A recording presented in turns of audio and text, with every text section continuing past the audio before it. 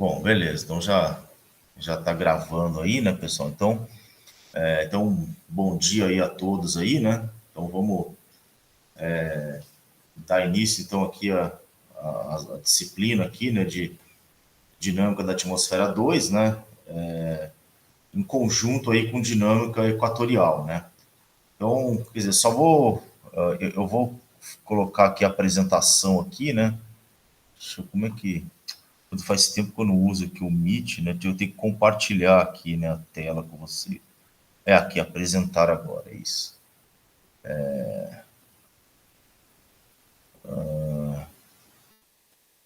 Do Chrome, como é que é? Janela.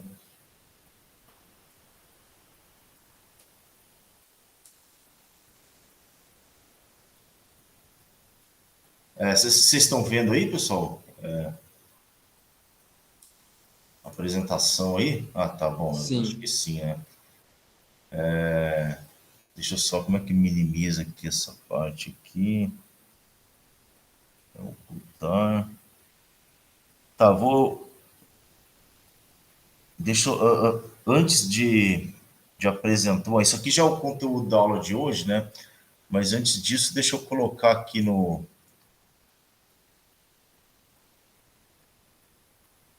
Ué, o que tá isso aqui?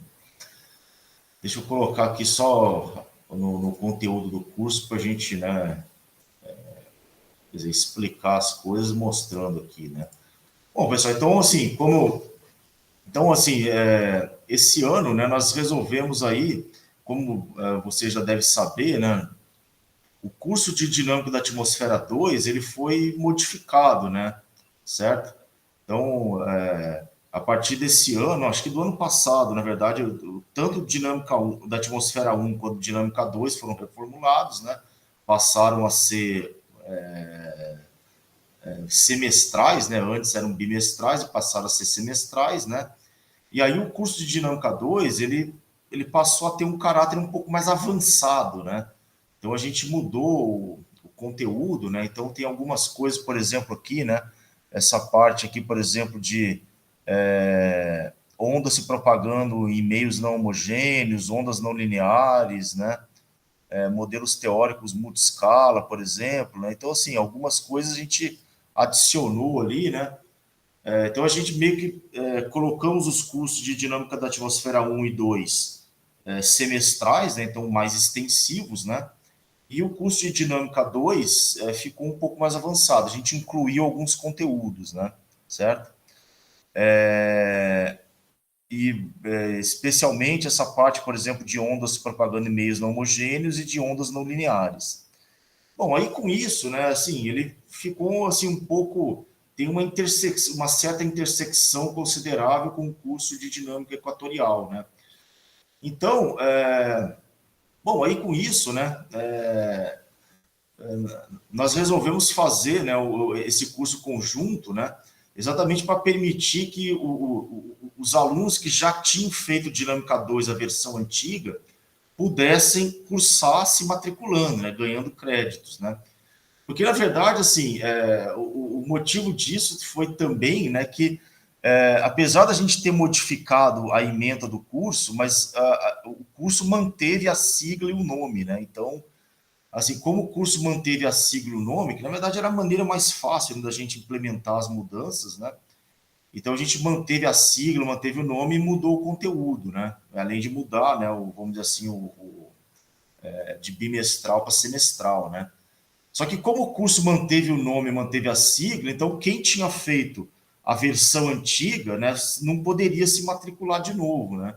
Quer dizer, claro, sempre poderia fazer como ouvinte, mas enfim, mas aí, quer dizer, é um trabalho um pouco, quer dizer, você, né, vai assistir às aulas, fazer os trabalhos, quer dizer, então como ouvinte, quer dizer, então assim, vale a pena, né, vamos dizer assim, o aluno ter os créditos, né, fazer, né, ter os créditos aí. Então, com isso, né, nós resolvemos aí, pelo menos aí em alguns anos aí, como uma forma de transição, a gente ofereceu os dois cursos, né, Dinâmica Equatorial e Dinâmica 2 de forma conjunta, né. Então, exatamente, então a razão foi essa, foi para possibilitar os alunos que já tinham feito, né, a versão antiga de Dinâmica da Atmosfera 2, de poder se matricular, né, no curso e, né, poder fazer essa versão mais atual aí, né, com os conteúdos um pouco mais avançados. Bom, mas aí é claro que assim, como, né, a gente está fazendo junto com dinâmica equatorial, né, então assim, então a gente vai, quer dizer, a gente vai dar a gente promete dar, vamos dizer assim, uma caprichada, assim, dar um pouco de ênfase na parte tropical, né, tá?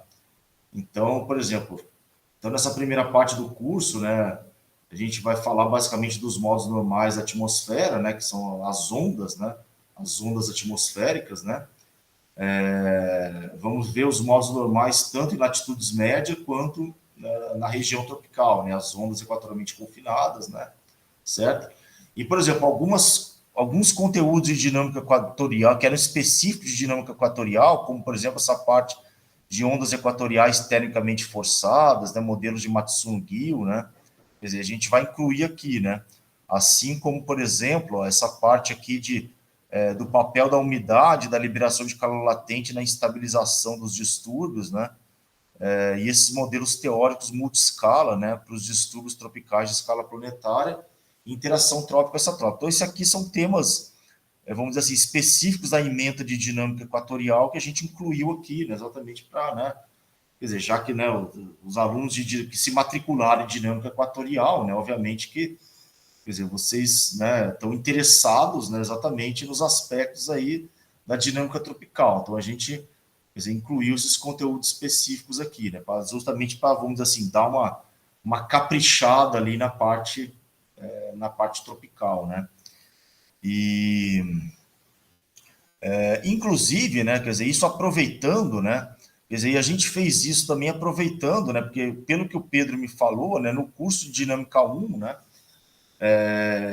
vocês já viram alguma coisa de instabilidade baroclínica, barotrópica, né, certo? Então, já que vocês já viram isso no curso de Dinâmica 1, né, então eu aproveitei aqui para colocar, né, quer dizer, aonde teria, vamos dizer assim, em Dinâmica 2 esses tópicos, né, eu substituí por esses tópicos específicos de dinâmica equatorial, né, tá? Enfim, mas, enfim, eu acho que acabou ficando aí fizemos aí então um bem bolado aí, né, certo? Que contemplando, vamos dizer assim, os assuntos aí, vamos dizer assim, tanto de dinâmica 2 quanto de dinâmica equatorial, né? Tá? Mas assim, muitas coisas, por exemplo, para quem não fez dinâmica 1, por exemplo, né, eu acho que não precisa, por exemplo, muitas dessas coisas, por exemplo, de instabilidade barotrópica e baroclínica vão ser revistos, né, nessa última parte aqui de ciclo, de balanço de momento, energia e água, e o ciclo de Lorentz, né? Então, assim, muitos conceitos aí, né, de instabilidade baroclínica e barotrópica, obviamente, vão ser revistos aqui nessa parte do ciclo de Lorentz, né? Então, assim, acho que também não vai ter. Nós acreditamos que não vai haver prejuízo aí, né? Mesmo para quem não fez dinâmica 1, né? Tá? E é claro, assim, a gente, como vocês vão ver aqui nessa primeira parte aqui dos modos normais, né? Quer dizer, eu procurei colocar aqui um material bem detalhado ali, né? Certo? Enfim, de repente, para quem não tem assim aquela familiaridade ali com as equações da dinâmica atmosférica, né? Quer dizer, vamos dizer assim, possa acompanhar tranquilamente ali, né? Tá? Então, assim, procurei colocar ali o conteúdo bem assim minucioso, fazendo passo a passo ali as passagens, tá? E bom, com relação aí à avaliação, né? Quer dizer, mais ou menos pelo que o Pedro falou, né? Quer dizer, vai ser basicamente o mesmo modus operandi aí de dinâmica 1, né? Então vai ser baseado em provas, né? Aquele mesmo esquema que o Pedro fazia lá com vocês de dinâmica 1, quer dizer, você tem uma prova em casa, obviamente com consulta, né? E você tem, sei lá, alguns dias aí, né? depois a gente vê mais especificamente, mas você tem aí, enfim, sei lá, 24 horas, 48 horas aí, enfim, algo do tipo, né, para fazer a prova, né, obviamente com consulta, né, certo? Com consulta livre. E aí, depois que entregar, né, tem vamos dizer assim, uma arguição oral sobre a prova, né, tá? Então, a gente vai seguir esse mesmo esquema aí, né? Então, são essas provas, obviamente, com consulta, mas também com arguição, né? Enfim, que também, obviamente, vai contar aí na nota, né? Beleza, pessoal? Bom, aí eu coloquei alguma bibliografia aqui, né? Quer dizer, então eu misturei aqui, né, a bibliografia de Dinâmica 2, né? E com algumas referências do curso de Dinâmica Equatorial, né? Então, basicamente, essas duas aqui, né? Essas duas últimas são referências específicas de Dinâmica Equatorial. Bom, tem mais alguns artigos aí, obviamente, que a gente vai usar ao longo do curso, mas, assim, acabou não dando tempo de incluir aqui, mas os artigos que eventualmente a gente for usar aí, né, no material, a gente coloca a referência na hora ali, né, no momento oportuno, né, tá? Então, assim, não coloquei tudo aqui, mas a partir, assim como a gente for utilizando alguns artigos, a gente coloca aqui. A gente vai passando para vocês a referência, obviamente. Beleza, pessoal? Então, alguma dúvida aí, pessoal, quanto ao curso aí, né? Enfim, avaliação, conteúdo. Ô, professor, eu Diga, acho que o diga, senhor Ivan. está compartilhando uma tela errada para gente. Ah, tá. Nossa senhora. Putz, como é que eu faço isso Eu estava aqui? acompanhando aqui porque o senhor já disponibilizou a apresentação do Ah, curso. sim, não, beleza. É que eu já disponibilizei ele ali no Sim, sim. Classroom, né? Então, Aí beleza. eu não sei Então, se os alunos já estão com esse PDF aberto. putz, Só- eu O senhor está achei que estava compartilhando modos compartilhando. normais da atmosfera para gente. Putz, é mesmo. Agora que eu voltei para a tela aqui do Classroom, do Google Meet, que eu vi. Tá, professor, uma pergunta então já. O semestre inteiro vai ser o senhor ou vai ser uma parte com o Pedro também? Não, vai ser uma parte com o professor Pedro também, né? O professor Pedro, ele vai ministrar algumas aulas aí, né? Tá? Então vai ser dividido com ele mesmo, né? Inclusive, ele até falou aqui, ó. Deixa eu ver se ele está aqui, né? É porque ele tinha Não. uma banca de doutorado agora cedo. Ah, tá. Eu acho que vai Então, que prolongar. ele falou que ele ia participar, mas eu acho que ele deve ter esquecido que ele tinha banca. Não, então, não, vai ser dividido com o Pedro, né? Então, ele vai ministrar aí algumas aulas. Eu não sei ao certo, assim, se ele vai ministrar só a segunda, mas ele falou que, assim, algumas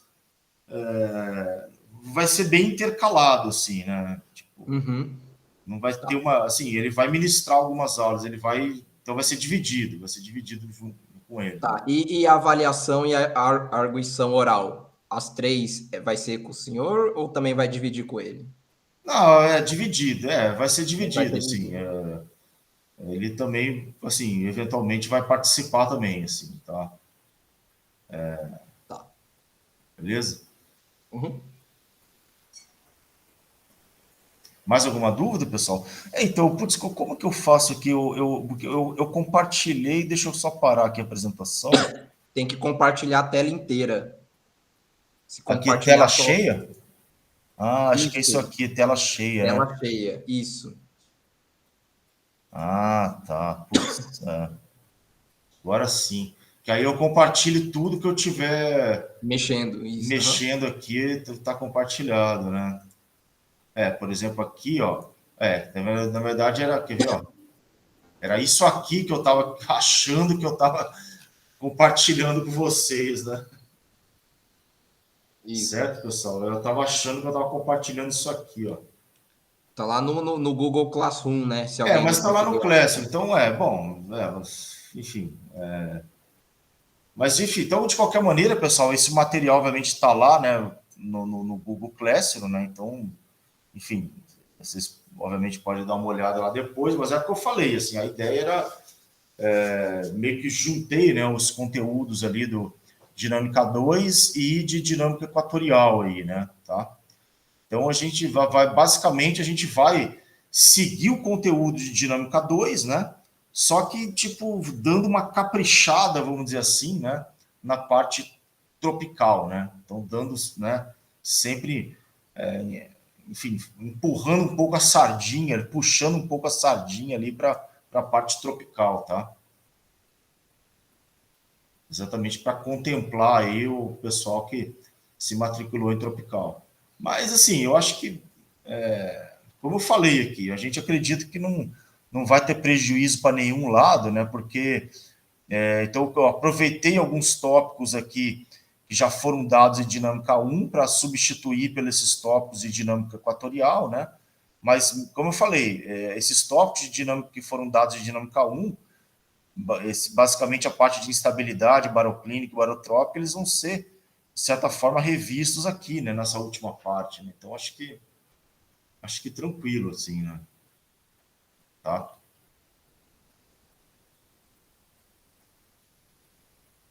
Beleza, pessoal? Então, mais alguma dúvida aí em relação ao conteúdo, às provas, né?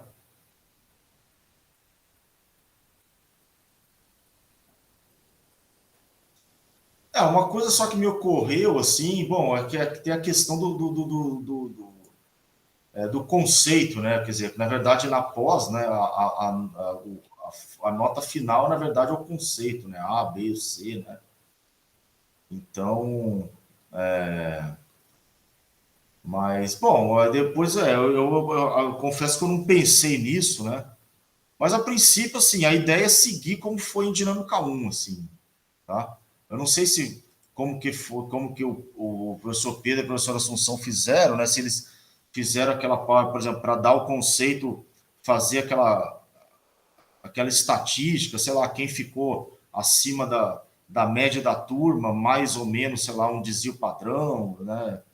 Enfim, foi isso?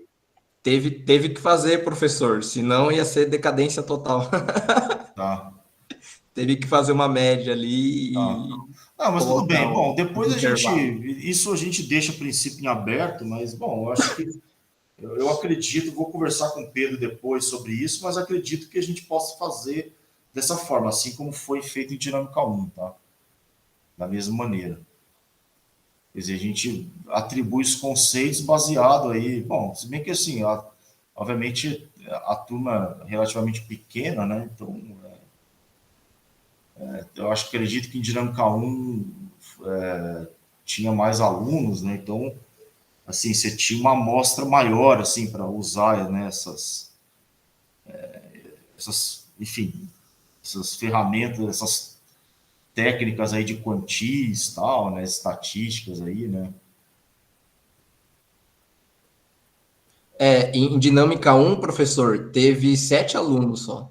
Ah, não, então tá mais ou menos igual Tá aqui, né? igual, né? Não, então eu acredito que a gente possa fazer da mesma maneira que a gente procedeu em Dinâmica 1, tá?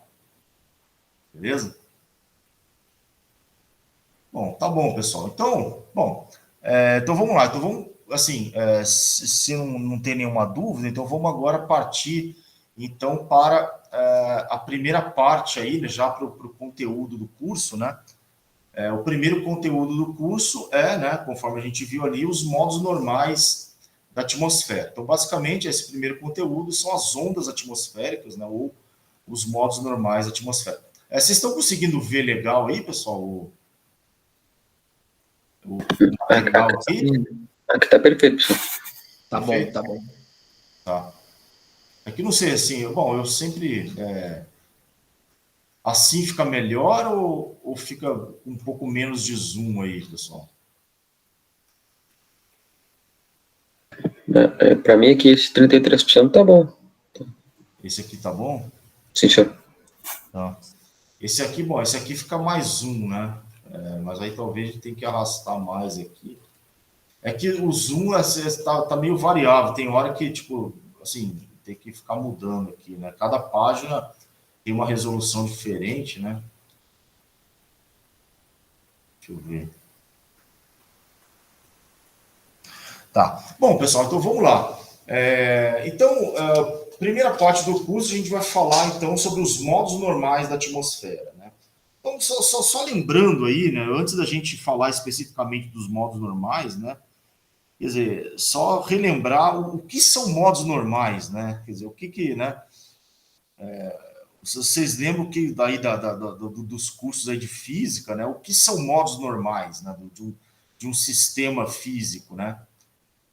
Então, assim, os modos normais, né? Eles são, como a gente fala em modos normais, a gente fala em oscilações, né? Certo? Então, os modos normais são os movimentos naturais de vibração, né? Ou de oscilação de um sistema físico, certo, pessoal? Então, todo sistema físico tem ali as suas oscilações naturais, né? Certo? Então, os modos normais são os movimentos naturais de vibração ou de oscilação de um sistema físico, certo?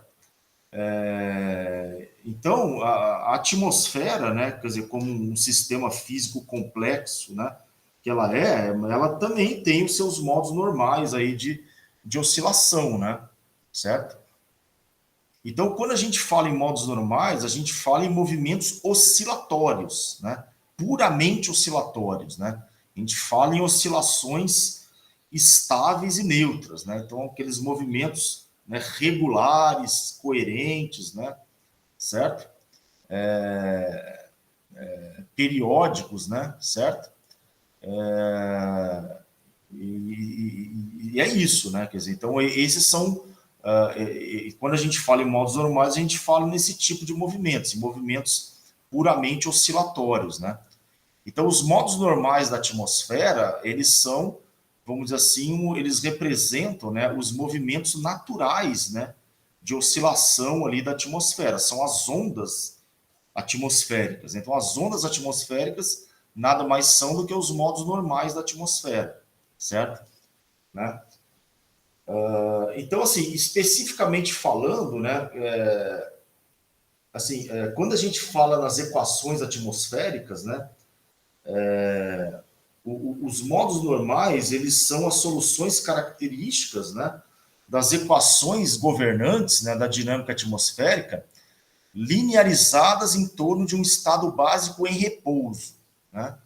E por que isso, né? Porque assim que os modos normais são as soluções características, né, linearizadas em torno de um estado básico em repouso. Bom, porque é exatamente nessas circunstâncias que a gente tem movimentos oscilatórios na atmosfera, porque são nessas circunstâncias, né? Quer dizer, são exatamente nesse contexto das equações linearizadas em torno de um estado básico em repouso que a gente tem soluções puramente oscilatórias, como a gente vai mostrar aqui. Tá? Então, assim, se a gente pode definir, né? Então, de uma maneira genérica, os modos normais são eles são aquelas oscilações naturais da atmosfera, né? E assim, um pouco mais especificamente falando, né, eles são as soluções características, né, das equações, né, governantes da dinâmica atmosférica linearizadas em torno de um estado básico em repouso. Por quê? Porque exatamente nessas circunstâncias, como nós vamos ver mais para frente, né, que as soluções características são, né, realmente oscilatórias, são puramente oscilatórias, né? Ou seja, representam aquelas oscilações estáveis e neutras, né?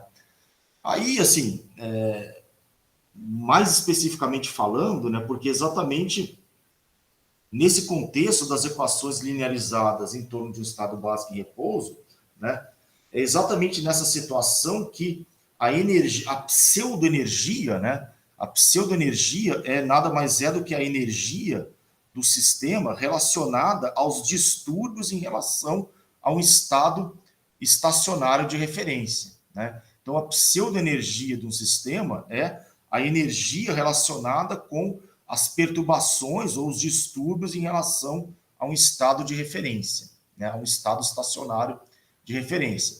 E nessa circunstância, quando a gente lineariza, né, as equações em relação ao estado básico em repouso, a pseudoenergia ela é positivo definida, né? E aí,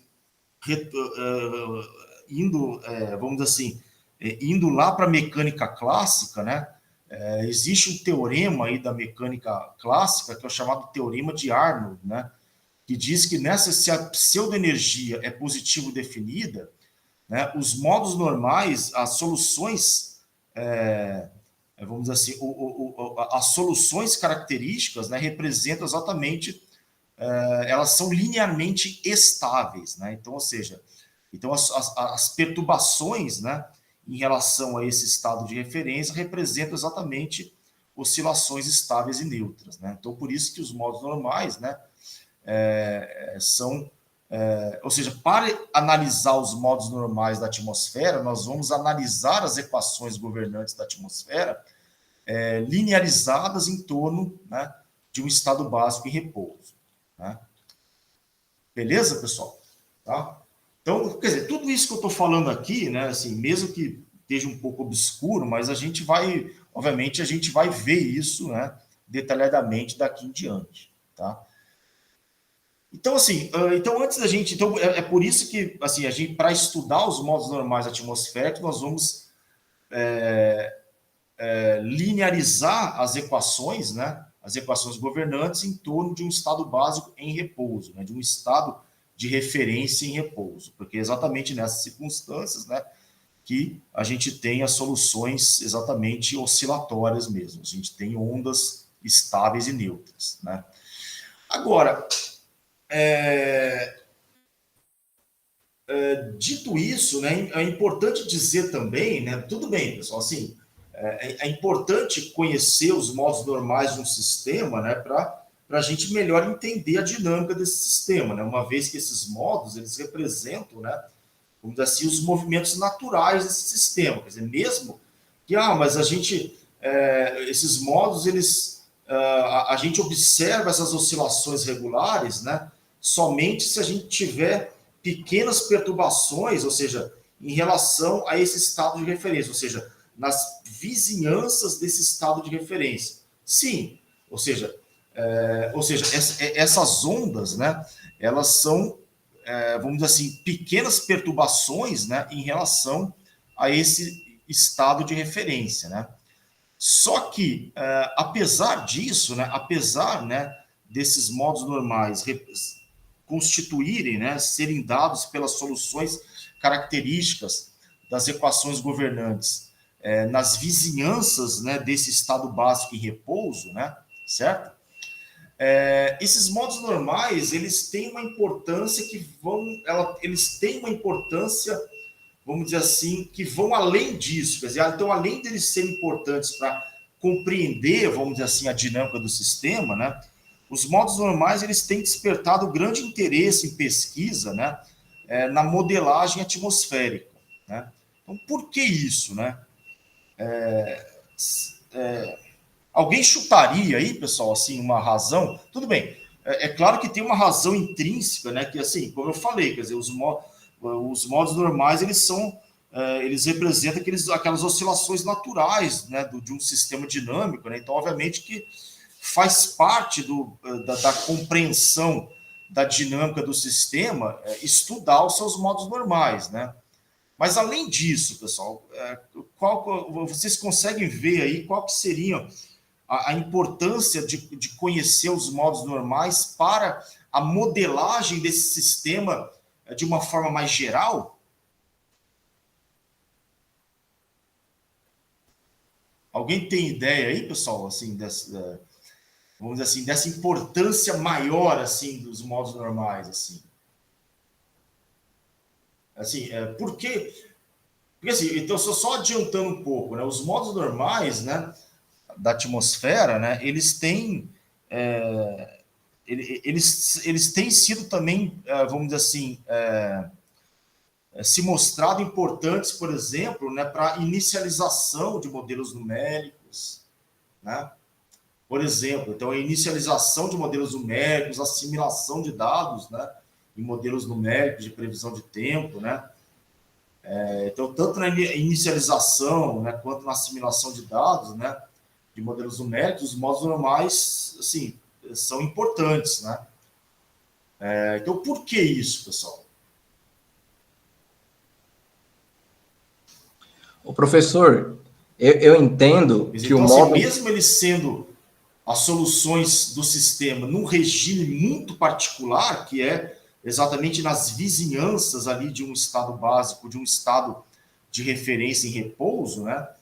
Mas mesmo assim, né, eles têm, vamos dizer assim, uma importância, vamos dizer assim, para a modelagem do sistema de uma forma mais geral, né? Mesmo fora, né, das vizinhanças desse estado básico em repouso, né?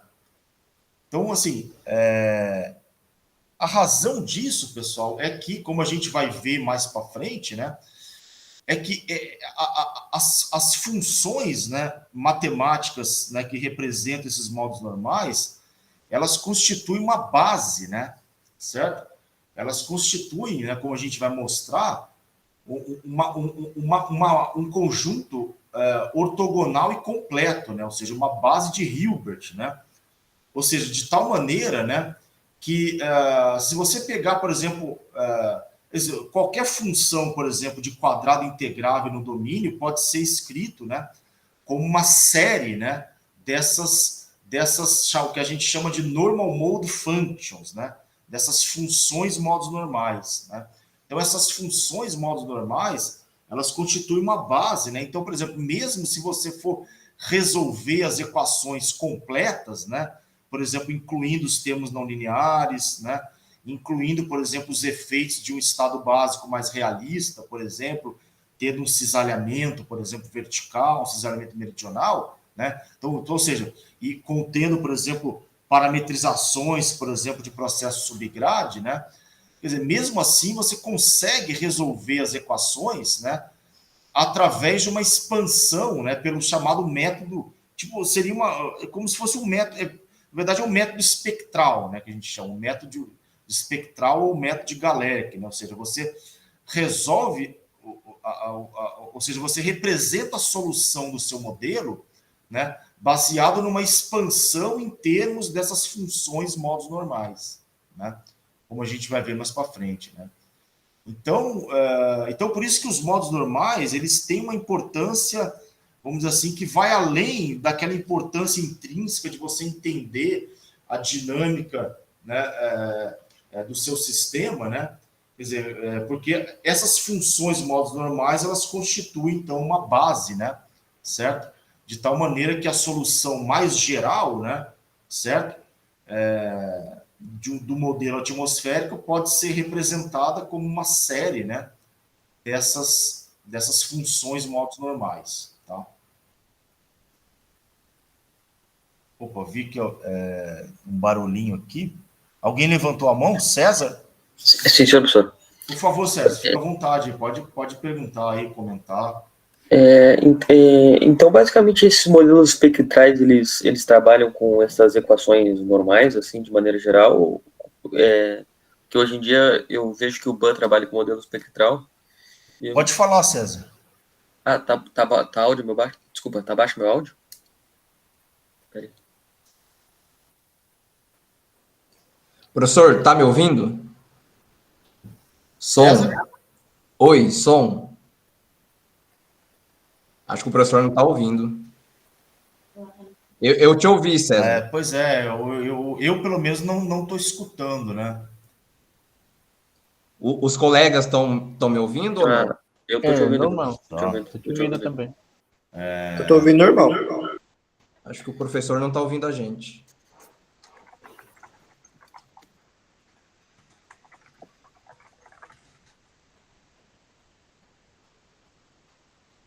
Eu não estou ouvindo, né? Eu não estou ouvindo. Se vocês estão falando, eu não estou ouvindo, pessoal. Tá, bom, vocês estão me ouvindo. Sim, Vocês sim. estão me ouvindo? Tá, legal. Bom, pelo menos isso, né? Os alunos estão se ouvindo, só que eu não estou ouvindo vocês. Estranho, né? Isso. Deixa eu ver se aumentando meu som aqui.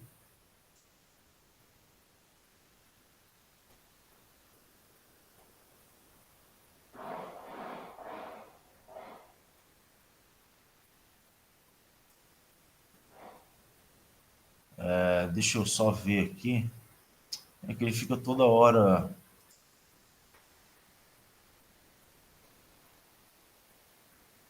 Deixa eu só parar um pouco a apresentação aqui, pessoal, ver se... Para eu ajustar aqui o meu fone aqui. Ah, não, é aqui, ó. Não, mas aí fica muito alto aqui. Som. Bom, mas mesmo som. assim, bom...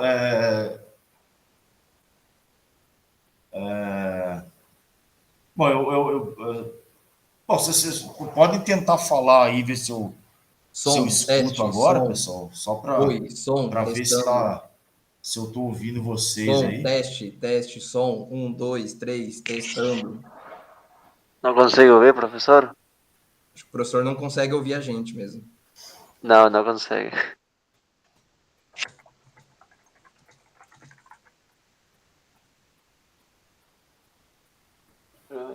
Teste, som, teste. Não, eu escutei lá o bip da mão levantada, né? Mas eu só não estou escutando vocês falarem. Eu não estou ouvindo mesmo, estranho, né? Mas você escutou você, né, Ivan, no início, né? Estava falando aí. No início escutou a gente, mas parece que ele parou de escutar. Eu acho que o início estava gravando já. Tá. Bom, não sei, pessoal. Talvez seja... talvez, não sei, se alguém tem uma pergunta, talvez seja... Você possa utilizar o chat, então, né? Sei lá, se der para utilizar o chat, talvez seja melhor, então.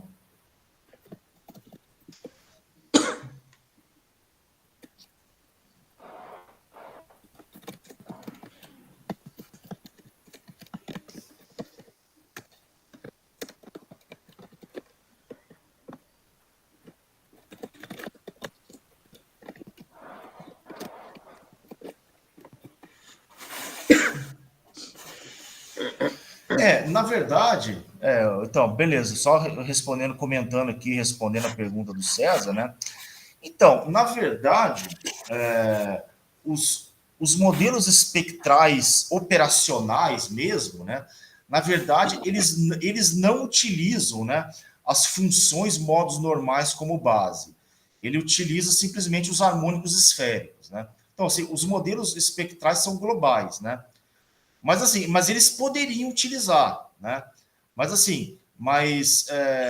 Por exemplo, os modelos espectrais operacionais, em geral, eles usam os harmônicos esféricos como base, né? Então, assim, eles não utilizam as funções dos modos normais. Só que, mas, por exemplo, um modelo espectral, ele poderia utilizar os modos normais como funções base, né? Como base para expansão. E a vantagem de fazer isso, né, é que isso a gente vai ver mais para frente, né?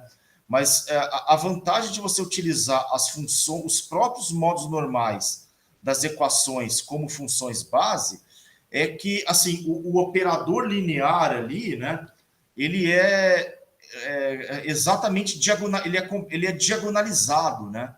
Ele tem uma representação diagonalizada, né, em termos desses modos, né? Então, isso, assim, facilita, né? Vamos dizer assim, na verdade, assim, facilita mais, talvez, assim, na compreensão, né? Na interpretação dos resultados. Se você utiliza como base, né? Ou seja, as funções base do seu modelo espectral, que não sejam os modos normais, o que acontece é que cada componente, cada elemento dessa base vai ser escrita como uma combinação linear dos modos, né? Tipo, como se fosse uma mudança de base, né? Então, assim, nesse contexto, o seu operador linear ali, no qual as funções modos normais seriam as soluções características, elas não são diagonalizadas em função dessa nova base, né? Por exemplo, os harmônicos esféricos. Elas seriam diagonalizadas se você utilizasse os próprios modos normais, né? Que são as soluções desse operador, né? Tá? Não sei se ficou claro assim, né?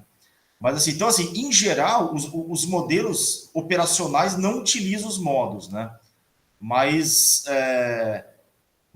assim, então isso obviamente tem como implicação, né, o fato de que então o operador linear do modelo, né, o qual os modos normais seriam as soluções características, eles não são diagonalizados, né, em relação à nossa nova base.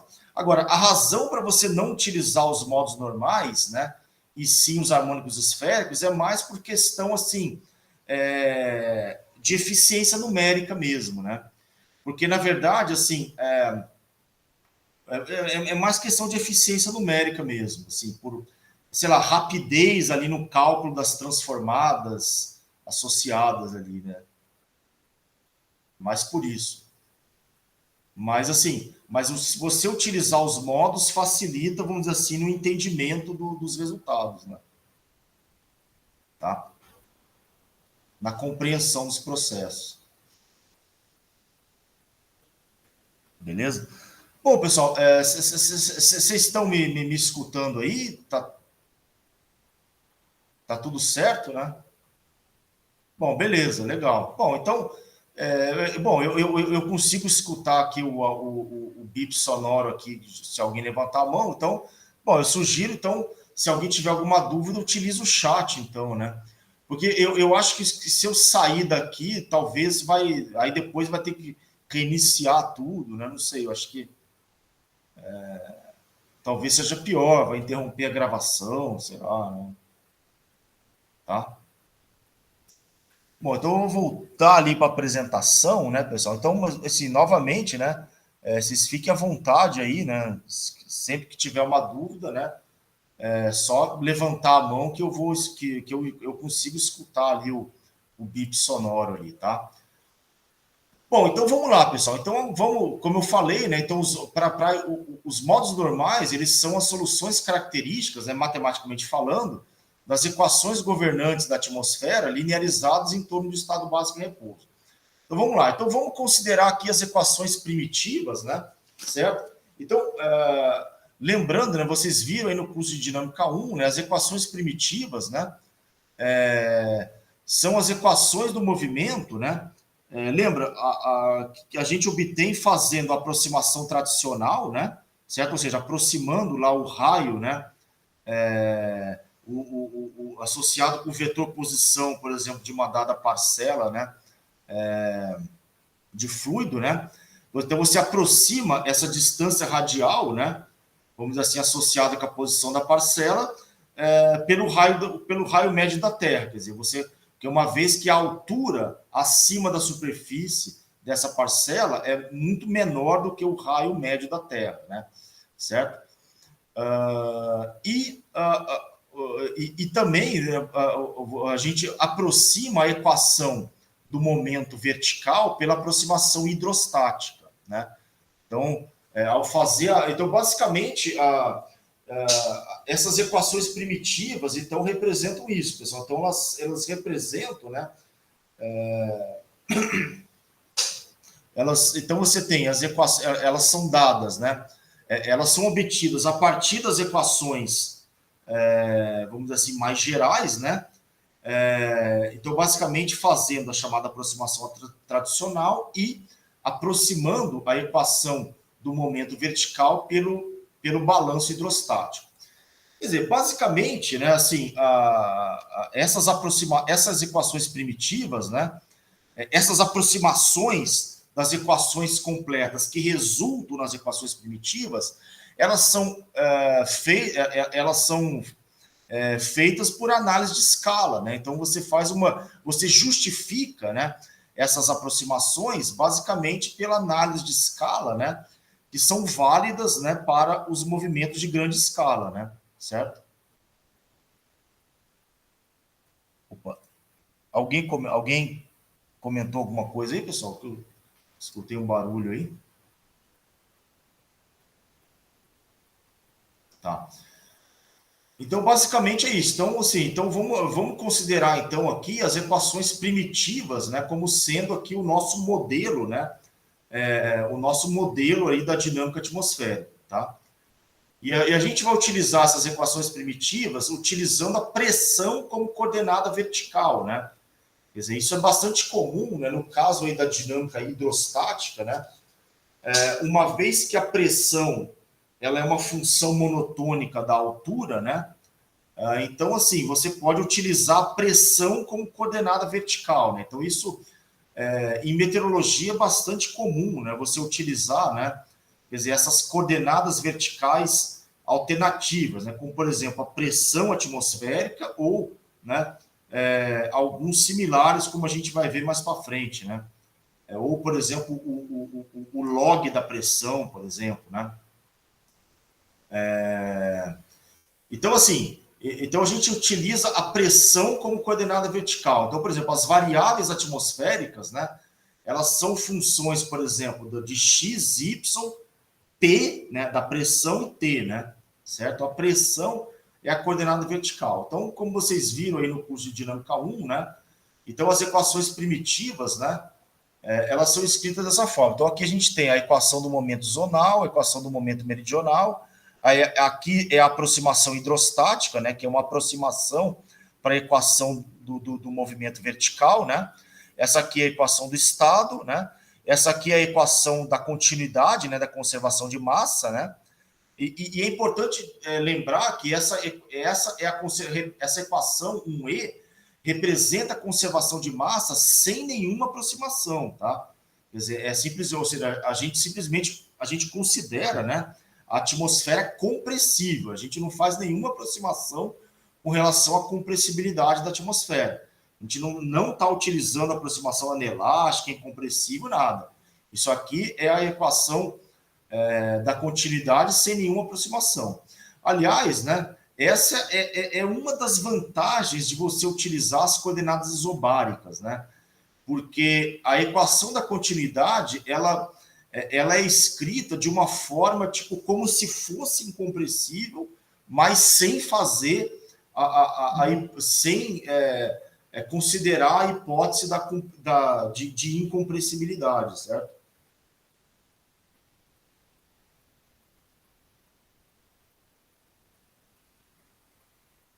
Então, essa é uma das vantagens de utilizar as coordenadas isobáricas, né? E essa equação 1F é a equação da termodinâmica, né? A equação da termodinâmica para o ar seco, né? Certo? E esse termo Q ponto é o termo diabático, né? Então, assim, é o termo que a gente vai desprezar no primeiro momento, né? Para determinar os modos normais, mas esse termo aqui, né? Ele representa, né, os processos, por exemplo, de transferência radiativa na atmosfera, né? Os fluxos de calor sensível, né? Certo? E os processos de o aquecimento, o resfriamento, né? Por liberação ou, vamos dizer assim, absorção de calor latente associado com a mudança de fase, né, do vapor d'água, né? Da água, né? A mudança de fase da água na atmosfera, de vapor para líquido, de líquido para gelo, enfim, né? Então, esse Q ponto representa, então, os processos de calor latente, calor sensível e radiação, né? Tá? É o chamado termo diabático. E esse termo, como a gente vai ver mais para frente, né? Ele é a principal forçante, né? Para os modos normais equatorialmente confinados. Então, para os movimentos, para os distúrbios atmosféricos originários nos trópicos, né, essa forçante térmica, né, esse termo diabático, principalmente o associado com a liberação de calor latente, né, é a principal forçante, né. Então, aqui, esse Dzão dt aqui é a derivada material, né, certo? Né, que ela é escrita dessa forma, né, tá? A derivada local mais o termo advectivo, né, e onde o ômega, né, seria o dp/dt, né, que seria a velocidade vertical em coordenada de pressão, né, tá?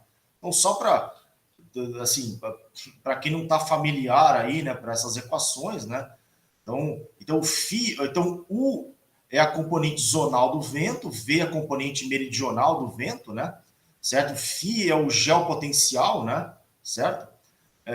Então, F é o parâmetro de Coriolis, né, certo? Então, aqui alfa é o volume específico, né, que é o inverso, né, da densidade, né? E ômega Bom, aí T é a temperatura, né? E ômega seria, então, essa velocidade vertical em coordenada isobárica, tá? Beleza, pessoal? Então, essas são as equações primitivas, né? Que a gente vai considerar aqui, né? Para estudar os modos normais. Então, essas equações são equações bastante apropriadas aí, né? Para descrever os movimentos de grande escala na atmosfera. Então, ela corresponde a uma excelente, né? É um modelo bastante apropriado, então, para descrever os movimentos de grande escala na atmosfera. Tá? Tudo bem, pessoal? Bom, então vamos lá. Né? Então, escrevendo então aqui na forma euleriana, né? Então, representando aqui as equações do momento horizontal, né? Quer dizer, na forma euleriana, né? Então, expressando aqui explicitamente a derivada material, né? Em termos da derivada local mais a advecção, né? Certo? Então, aqui está aqui a equação do momento zonal, do momento meridional, a equação hidrostática, né? A equação do estado, equação da continuidade, conservação de massa e a primeira lei da termodinâmica, né? A equação da termodinâmica, né? Que representa, né? A primeira lei da termo, né? Tá? Bom, então, como eu falei, né? Para estudar os modos normais, a gente vai considerar pequenas perturbações em torno de um estado básico em repouso, né? Então, a gente vai utilizar aqui, né? A chamada teoria de perturbação, né? Então, a gente vai considerar, né, pequenas perturbações em relação a esse estado básico em repouso. Então, o estado básico é representado pelo subíndice zero, né? Então, o subíndice zero representa as grandezas, as quantidades referente ao estado básico. E o linha, né, representam as perturbações, né? Tá? Então, aqui o nosso estado básico, o zero, V0 e ômega zero, eles são identicamente nulos, né? É o estado básico em repouso. Então, o nosso estado básico, ele não tem movimento, ele é estático, né? Então, o zero igual a V0, que é igual a ômega zero, que é igual a zero, né? Tá?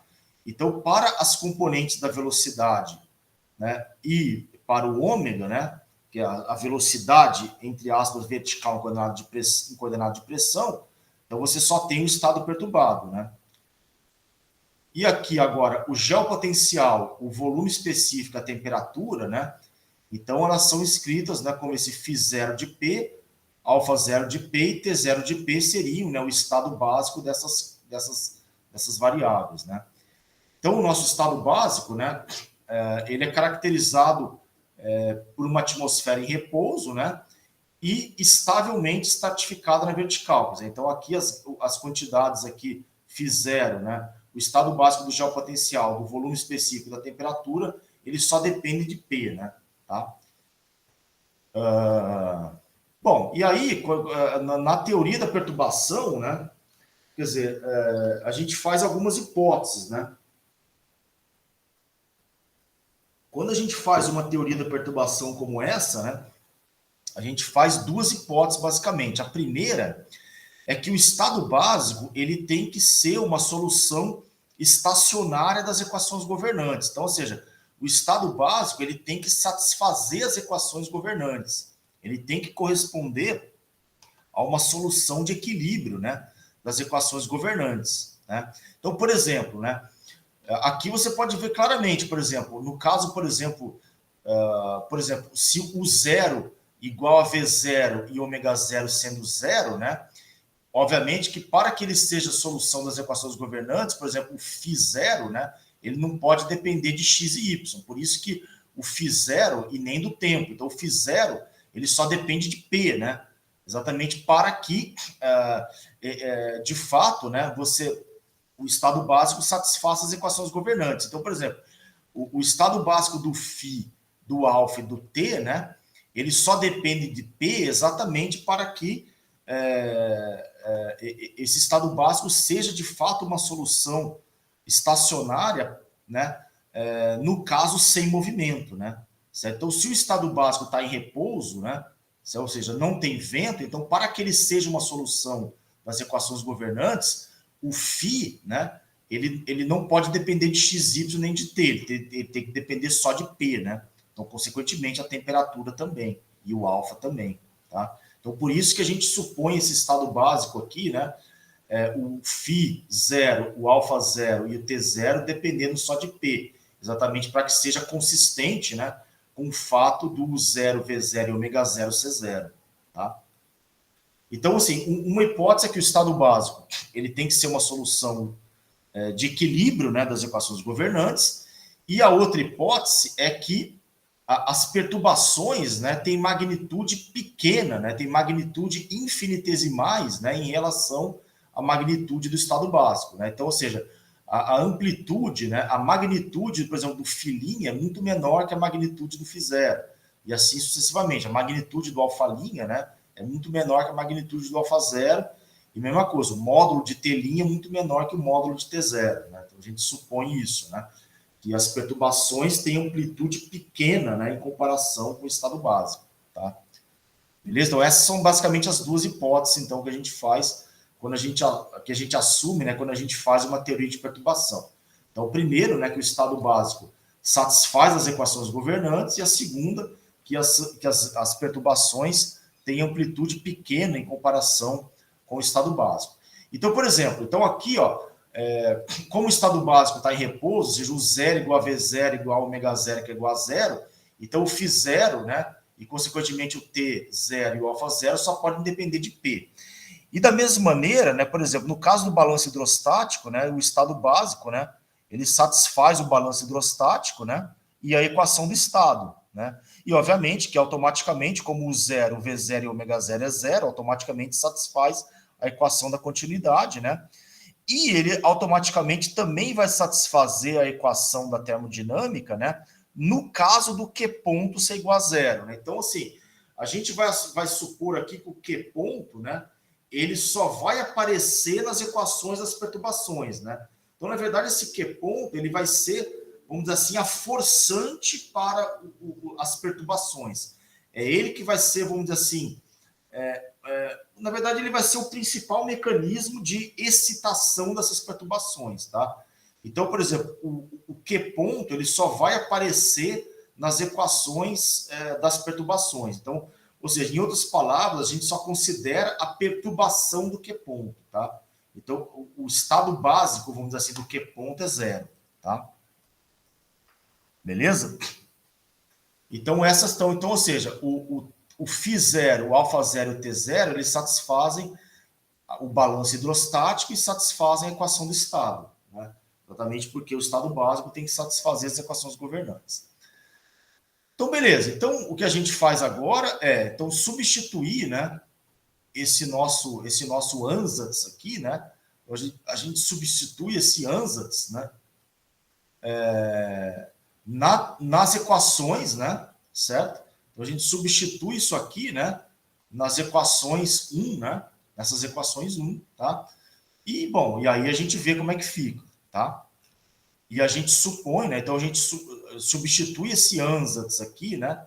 Nas equações 1, né? E obviamente a gente vai usar, né? O fato de que φ0, α0 e t0 satisfazem, né? As equações 2a e 2b, tá? Então, fazendo isso, né, substituindo o nosso ansatz aqui da teoria de perturbação nas equações 1, né, 1A, 1B, 1C, 1D, 1E e 1F, né, e supondo, né, que o φ0, α0 e t0 satisfaz a equação 2A e 2B, a gente chega nessas equações aqui, ó, tá? Então, aqui está a equação 1A, a equação 1B, né, certo? Aqui a equação 1C, né, ó, a gente substitui, ó, onde tem ΔΦ, ΔP, vai ficar dφ0 dp, mais ΔΦ' ΔP, igual a onde tem menos alfa, vai ser menos α0 mais α', né? E, obviamente, a gente, como o estado básico satisfaz as equações governantes, né? Então, esses termos aqui referente ao estado básico se cancelam, né?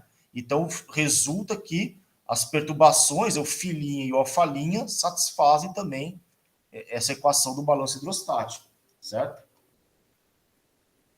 Beleza? E da mesma maneira, né, da equação do estado aqui, né? Opa, peraí aqui. Tá? Da mesma maneira da equação do estado aqui, né? Deixa eu ver se... isso. Da mesma maneira que da equação do estado, né? Ó, a gente substitui, ó, P alfa igual a RT, né? Então, o P, obviamente, é a coordenada, né? Então, o P não é a variável, né? Ele é a coordenada do sistema. Então, o P, eu não vou utilizar P0 mais P', porque o P, ele é a coordenada vertical, né? Não é uma das variáveis do modelo, né? Então, fica P, aonde tem alfa, eu vou substituir por alfa 0 mais alfa', e aonde tem T, eu vou substituir por T0 mais T', tá? Então, e aí eu vou substituir isso aqui, né? E aí onde tem, ó, P alfa 0, isso aqui vai ser igual a RT0, por quê? Porque o alfa 0 e o T0 tem que satisfazer a equação do estado, né? Tem que satisfazer as equações governantes. Então, se cancela esse termo aqui, então resulta que P alfa' igual a RT', tá? Então, veja que o alfa' e o T' também satisfazem a equação do estado, tá? Bom, a equação da continuidade, obviamente, ela é automaticamente satisfeita, uma vez que ó, o U0, V0 e o ômega0 é zero, né? Então, substituindo o nosso ANSAS na equação da continuidade, resulta nessa equação aqui para as perturbações, né? E aqui, vamos lá, vamos ver a equação da termodinâmica, né? Então, a equação da termodinâmica, né? Porque, então, por exemplo, onde tem T, eu vou substituir por T0 mais T', né? Onde tem alfa, por alfa 0 mais alfa'. Mas como, por exemplo, aqui no del-T, como o T0 só depende de P, né? Então, onde tem as derivadas em T, em X e Y, vai ser simplesmente T', né? Porque o del-T0, del-T é zero, assim como o del-T0, del-X, o del-T0, del-Y, tá? Então, substituindo na equação da termodinâmica, resulta nessa equação aqui, ó. Então, del-T', del-T, mais U', del-T', del-X, mais V', del-T', del-Y, mais ômega', dt0, dp, mais ômega', del-T', del-P. A mesma coisa, menos alfa 0 ômega' sobre CP, menos ômega' sobre CP, vezes alfa', né? Igual a Q ponto sobre CP, tá? Bom, aí eu vou combinar, né? Esses termos que multiplicam ômega', eu vou combinar, né? Vou botar, né? Vou combinar num termo só, né? Tá? Botando o ômega' em evidência aqui, né? Então, a equação da termodinâmica fica dessa forma aqui, tá? Então, veja, por enquanto, eu só utilizei, por enquanto, a hipótese de que o estado básico é uma solução estacionária das equações governantes. Por enquanto, eu não utilizei a hipótese de que as perturbações têm amplitude pequena. Eu vou usar agora, tá? Beleza, pessoal? Então, por enquanto, eu usei só a hipótese de que o estado básico é uma solução estacionária das equações governantes. Então, beleza. Então, eu vou só reescrever aqui as equações, né? Tudo junto, para a gente ter uma ideia geral do sistema, né? Então, aqui a equação então, essas aqui são as equações para as perturbações, tá, pessoal? Tá? Então, aqui a equação do momento zonal, a equação do momento meridional, a equação hidrostática, a equação do estado, a equação da continuidade e a equação da termodinâmica para as perturbações, tá? Bom, agora eu vou utilizar... Então, aqui, ó, esse termo aqui que eu coloquei aqui, alfa 0 sobre CP menos dt0 dp, isso aqui eu chamei de SP, né? Tá? Esse SP é o parâmetro de estabilidade estática, né? Quer dizer, só para quem não está familiarizado aí, né, com vamos dizer assim, a física da atmosfera aí, né? Então vamos só explicar um pouco mais por que esse termo aqui, ele de fato ele representa um parâmetro de estabilidade estática, né? Então esse termo, para uma atmosfera com estratificação estável, esse termo é positivo. Então, vou mostrar isso. Então, por exemplo, alfa 0 é 1 sobre ρ0, né? Quer dizer, o alfa é o volume específico, é 1 sobre ρ, né? Então, SP vai ser 1 sobre ρ0, né?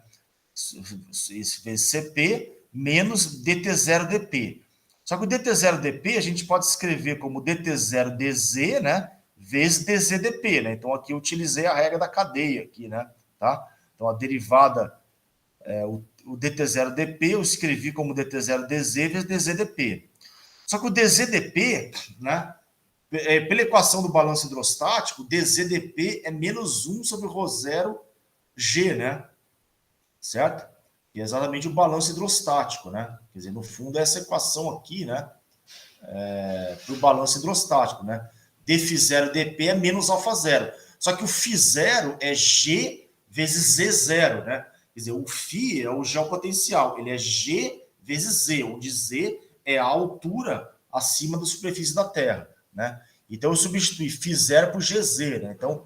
Então, por exemplo, como G é constante, né? Então, fica G dz0 dp igual a menos 1 sobre ρ0, né? Então, por isso que eu utilizei aqui, né? Que dz/dp, né? Eu substituí por 1 sobre ρ0g, né? Bom, então vamos lá. Então, isso aqui vai ficar 1 sobre ρ0cp menos dt0 dz vezes menos 1 sobre ρ0g, né? E aí, colocando, né? Eu vou colocar aqui ou seja, então, bom, esse menos cancela com esse menos aqui, né? Então, o SP fica 1 sobre ρ0cp mais 1 sobre ρ0g dt0 dz, tá? Bom, então, ou seja, aí colocando, né, o 1 sobre ρ0g em evidência aqui, né? Tá? Eu vou colocar em evidência 1 sobre ρ0g, né? Então, isso aqui vai ficar, o SP vai ficar 1 sobre ρ0g que multiplica. Bom, G sobre CP, né? Porque 1 sobre ρ0cp dividido por ρ0g vai dar G sobre CP, mais dt0 dz. Bom, mas aí, lembrando aí dos cursos de termodinâmica, né? Esse G sobre CP é o que, pessoal? É exatamente o lapse rate, né? É a taxa de resfriamento, né? Associado a um processo adiabático seco, né? Ou seja, é exatamente o lapse rate que uma parcela de ar, né, experimenta ao ascender na atmosfera, né? Certo? Então, isso aqui é a taxa de resfriamento de uma parcela de ar, né? Certo? Num processo adiabático seco, né? E esse dt0 dz é o menos gama, né? O gama é o lapse rate do ambiente, né? Da atmosfera, né? Então, ou seja, o SP, ele é o gama D, é 1 sobre ρ0g vezes gama D menos gama, ou seja, a diferença entre o lapse rate da adiabática seca, né? De uma parcela de ar, né? Portanto, experimentando um processo adiabático seco e o lapse rate do ambiente, né? Então, tipicamente, né, o gama D, né, ele é maior que o gama. Esse gama D, né, que é G sobre CP, ele é da ordem de 10 Kelvin por quilômetro, né? Enquanto que o gama é da ordem de 6,5 Kelvin por quilômetro, né? Então, o gama D, em geral, ele é maior que o gama. Então, tipicamente, numa atmosfera estável, né? Por quê? Porque numa atmosfera estável, a parcela de ar, né, ela se resfria, ela tem uma taxa de resfriamento maior do que a do ambiente, né? Então, por exemplo, imagina uma parcela de ar, né, por exemplo, partindo de uma posição de equilíbrio, onde a temperatura dela é igual ao do ambiente. Se ela tem um deslocamento para cima, né, ela vai se resfriar mais que o ambiente, né? Então, portanto, ela vai estar mais fria que o ambiente, então ela vai tender a voltar, né, para sua posição de equilíbrio. Então, por isso que é uma estratificação estável, né? Então, a parcela vai sempre oscilar, né, em torno da sua posição de equilíbrio, né? Certo? Então, por isso que o SP, né, é o parâmetro de estabilidade estática, né? Porque ele é proporcional à diferença entre o lapse rate da parcela de ar e o lapse rate do ambiente. Então, numa atmosfera estável, né, a parcela se resfria mais que o ambiente, então, né, por isso você tem uma estratificação estável, ou seja, ela vai tender sempre a voltar, né, para a sua posição de equilíbrio, tá? Beleza, pessoal? Então, por isso que esse SP, né, ele é comumente chamado, né, cadê ele aqui, de parâmetro de estabilidade estática, né? Então, como eu falei, né, para uma atmosfera estável, né, com estratificação estável, ele é positivo, né? Bom, beleza. Então agora, pessoal, a gente vai usar o fato, né? A gente vai usar a outra hipótese da teoria de perturbação, né? Que é a hipótese de que a magnitude das perturbações, a amplitude das perturbações é muito pequena em comparação com a amplitude, né? Com a magnitude do estado básico. Então, ou seja, fazendo essa aproximação, ou seja, então, no fundo, a gente vai utilizar a aproximação de que essas perturbações têm amplitude infinitesimais. Então, isso faz com que, né, os termos de segunda ordem em relação às perturbações, eles são pequenos, né, em comparação com os termos de primeira ordem. Então, ou seja, essa segunda hipótese da teoria de perturbação, ela justifica a gente linearizar as equações, ou seja, a gente despreza, né, esses termos não lineares aqui. Então, esses termos não lineares em relação às perturbações, né, que envolvem os produtos das perturbações, eles podem ser desprezados, né, certo? Porque, obviamente, eles têm magnitude pequena em comparação com os termos de primeira ordem, tá? Beleza? Então, a gente, com isso, vai linearizar as equações. Bom, então, assim, numa primeira aproximação, né, a gente vai considerar essas equações das perturbações linearizadas, né? Exatamente para obter, né, os modos normais. Agora, mais para frente, né, a gente pode relaxar essa hipótese, né, da linearização e considerar esses termos não lineares, né? Então, a gente estaria considerando, né, vamos dizer assim, o efeito da não linearidade associado a esses modos normais. Mas isso a gente vai ver mais para frente. Então, primeiro, né, a gente faz a aproximação linear, né, para determinar os modos normais e ter um conhecimento prévio da sua dinâmica.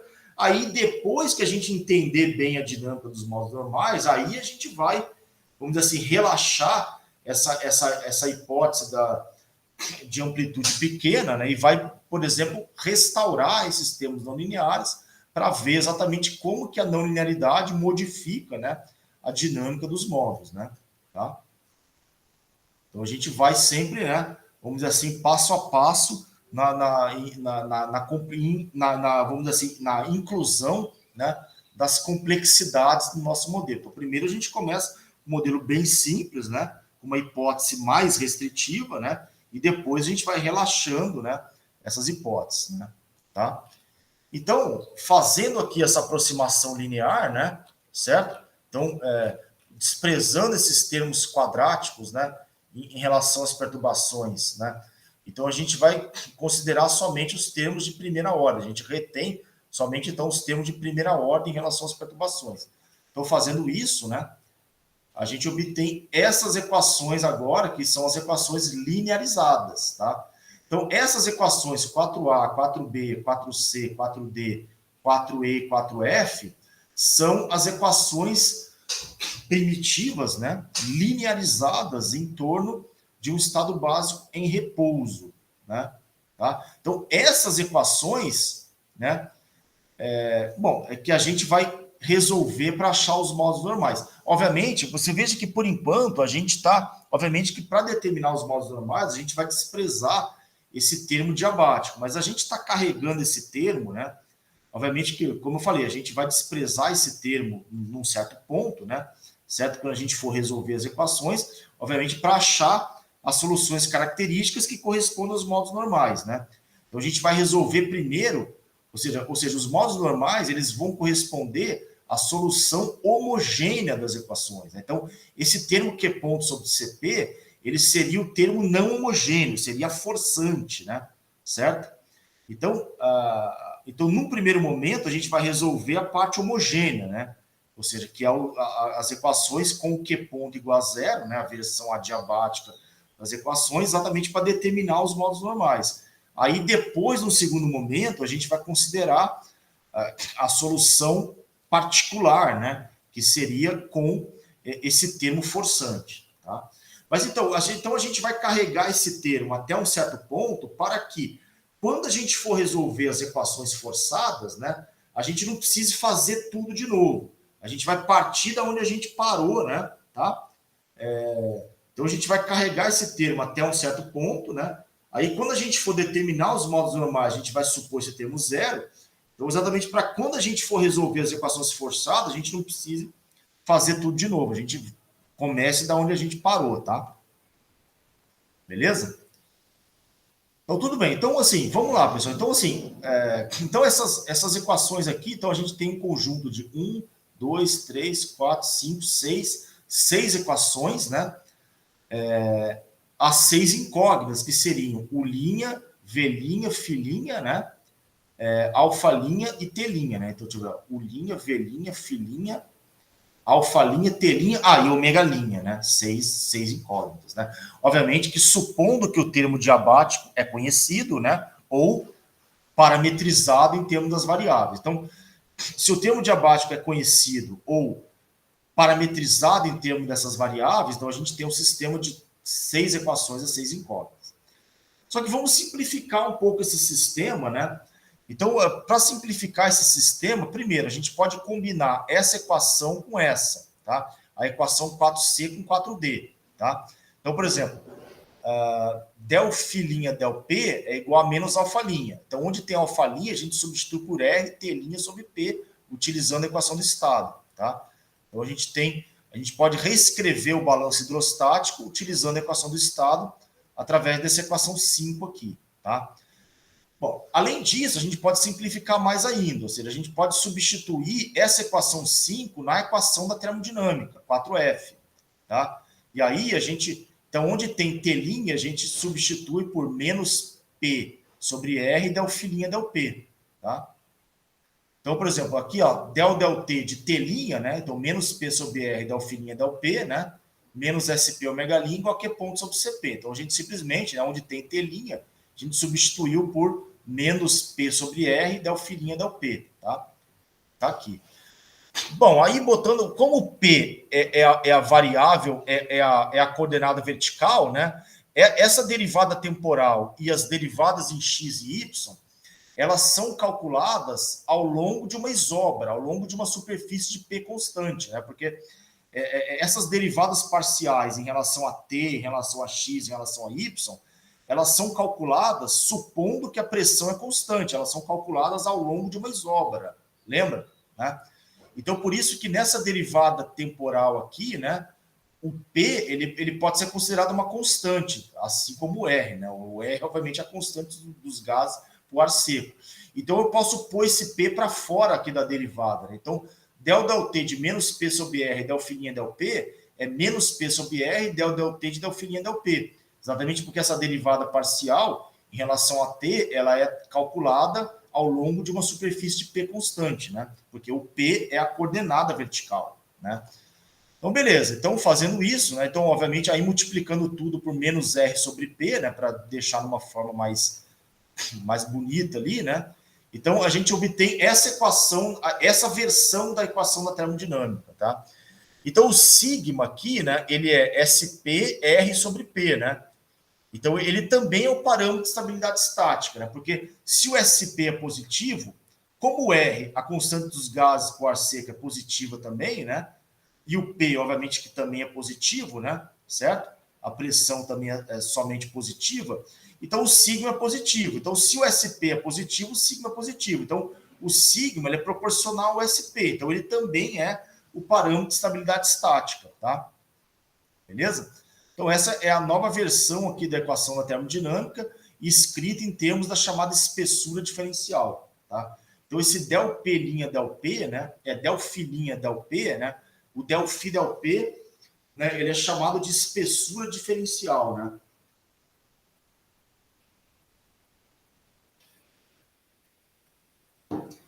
Porque se a gente integrar isso aqui entre duas isobras, a gente tem exatamente a espessura entre essas duas superfícies isobáricas. Então, por isso que o del φ' del P é a espessura diferencial, tá?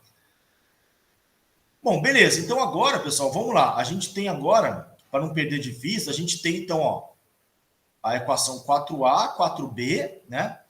A equação 4E e a equação 6, né? Então a gente tem agora 4 equações a 4 incógnitas, né? Certo? As incógnitas, então, agora são U', V', Φ' e ômega', tá? Então, eu vou só colocá-las aqui, né, de novo, né, ó. 4A, 4B, 4E, né, e a equação 6. Então, essas são as equações para as perturbações, né? Lembrando que eu estou carregando o termo diabático por enquanto. Por enquanto, eu estou carregando, como eu falei, né? Eu vou carregar até um certo ponto para que, quando a gente for analisar a solução com forçante, né? As ondas forçadas, né? a gente já partir, né, daquele ponto que a gente parou, ao invés de ter que fazer tudo de novo, né? Vamos lá. Então, eu ainda posso simplificar mais ainda isso aqui, pessoal. Eu posso simplificar combinando essa equação da continuidade com essa equação da termodinâmica em termos da espessura diferencial, né? Posso combinar essas duas equações aqui, tá? Então, como que eu faço isso, né? Então, por exemplo, se eu dividir essa equação 6 por sigma e tirar o del P dessa equação, né, e derivar em relação à pressão, eu vou obter del ômega' del P aqui. E aí, aonde tem esse del ômega' del P aqui, eu substituo pela equação 4E, certo? Tá? Então, eu combino essa equação 4E com a equação 6, tá? Então, eu faço isso. Então, eu divido por sigma a equação 6 e tiro e derivo ela em relação a P. Então, aí vai aparecer o del ômega' del P aqui, aí eu substituo por menos, né, del' del X menos del V' del Y, tá? Então, isso que eu faço. Então, vou combinar essas duas equações aqui, né, tá? Então, fazendo isso, então, dividido por sigma e tomando a derivada em relação à pressão, então eu tenho del T de del P de 1 sobre sigma del filhinha del P, né? Então, veja, aqui eu tenho uma proporcional, uma derivada segunda em relação à filhinha, e mais a derivada temporal dessa derivada segunda. Mais del ômega' del P, né? Que eu vou substituir por menos a divergência horizontal, né? Pela equação da continuidade, né? E aqui vai ser igual, né, a menos R sobre CP, né, del P de Q ponto sobre P, né? Q ponto sobre sigma P, porque eu dividi por sigma e tirei o del P. Aí, como o R e o CP são constantes, aí eu posso pôr para fora aqui da derivada, né? Então, vai ficar menos R sobre CP vezes a derivada em relação a P do Q ponto sobre sigma P, tá? Então, essa equação 7 seria a nova versão da equação da termodinâmica, tá? Então, seria a versão agora, né? Já é combinada com a equação da continuidade para eliminar o ômega, né? Então, agora, eu tenho as equações governantes, eu vou ter, né? Então, as equações agora que eu tenho são a equação 4A, 4B e a equação 7. Então, esse é o meu sistema de 3 equações a 3 incógnitas, né? Então, as incógnitas são U', V' e φ', né?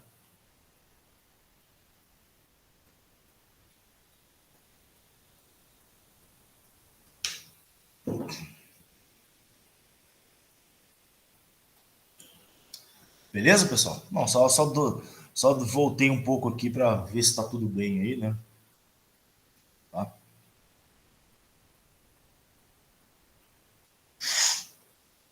Legal? Então, beleza, pessoal. Bom, então agora, né? Então, esse ponto, então, como eu falei, quando a gente for estudar as ondas termicamente forçadas, né? A gente vai partir daqui, tá, pessoal? Para não ter que fazer tudo de novo, então a gente já vai partir direto para essas equações 4A, 4B e 7, tá? Porque aqui já tem o Q ponto, tá? Então, agora, como a gente vai determinar os modos normais, a gente vai achar a solução homogênea, ou seja, com Q ponto igual a zero, ou seja, com a equação sem forçante, né? Certo? E aí, depois a gente vai considerar, né, num próximo passo, a gente vai achar soluções forçadas, aí a gente vai considerar o Q ponto, tá? Mas aí a gente já parte daqui, beleza? Bom, então, como eu falei, né, a gente vai, num primeiro momento, para determinar os modos normais, a gente vai considerar o caso adiabático, Q ponto igual a zero, né? Ou seja, sem forçante, porque os modos normais, eles são os movimentos naturais do sistema, né? São os movimentos livres, né? Então, para achar os modos normais, eu tenho que resolver as equações homogêneas, né? Então, sem a forçante, né? Aí, como eu falei, aí depois que a gente conhecer os modos normais, a gente vai analisar como que essa forçante vai excitar esses modos. Aí a gente vai, então, resolver as equações não homogêneas, tá? Então, beleza. Então, desprezando aí o Q ponto, né, a forçante, então a gente considera então as equações homogêneas aqui, né, tá? Então essa é a versão adiabática das equações primitivas, tá? Então, essas equações, então, que a gente vai resolver agora, né? Para achar aí os modos normais, tá? Bom, aí como que a gente faz, como que a gente resolve essas equações, né? Bom, trata-se de um sistema de EDPs, né? Lineares, né? Certo? Então, assim, é comum, né? Para a gente resolver um sistema, para achar soluções características aí de uma EDP ou de um sistema de EDP como essa, né? Linear, né? É comum a gente utilizar o chamado método da separação de variáveis, né? Então, aqui a gente vai utilizar, né, o chamado método da separação de variáveis. Então, a gente vai considerar aqui essa separação de variáveis. A gente vai separar, né, a dependência em P, né, ou seja, a estrutura vertical, então, da dependência em x, y, t. Tá? Então, a gente vai separar, a gente vai analisar, a gente vai supor que a solução, né, desse sistema aqui, né, linearizado, desse sistema linear aqui, né, de EDPs lineares, a gente vai supor que a solução é dada em termos dessa separação de variáveis, ou seja, ela tem essa estrutura, né, com essa separação entre a dependência vertical e a dependência em x, y e t.